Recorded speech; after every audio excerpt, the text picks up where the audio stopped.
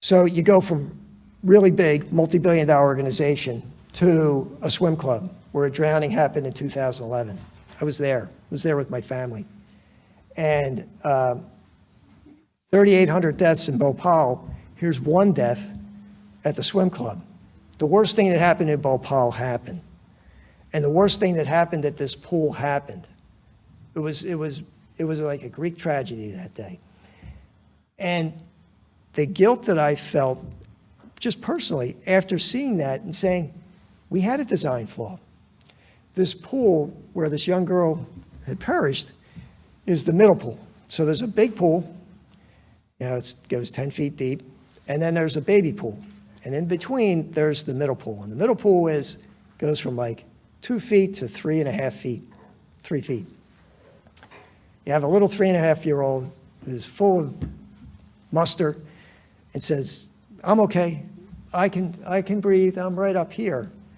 And she was not water trained, nor were the parents water trained.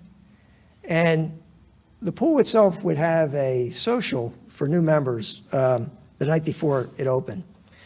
And what I would say is the redirection of those resources should be, instead of going to a party, you're going to sit through a 1-hour water safety course because a 3.5-year-old is not water safe. And so the design of the pool, the deferred maintenance, I forget what the deferred maintenance issue was, but the economic pressure is this, there was like one lifeguard at that pool. And you needed more. And you need more than just a high school student tending to something so precious like that. And so I don't know what we pay on an annual basis, at least I do now, but a couple $100 for a membership to this thing is not enough. We need to pay for more protection, more lifeguards, more training. So the factors hit me in the face. There was a subsequent issue with this pool that was averted. And it was averted because one of the board members, who I know, said, we have a problem. We have a problem with the governance. And it needs to change, and we need a new leader of this pool. And what we found subsequent to that with the new leader is the deferred maintenance issues, the fact that we had to sink in well in excess of $100,000 to fix the roof of the pump room. That was like we had some fear of collapse once we had a full maintenance inspection of it.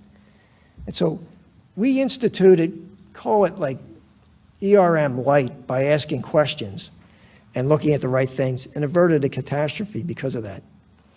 But what I would say is that any organization, large or small, needs to evaluate and conduct an ERM program, and using these factors as a way to help facilitate that approach.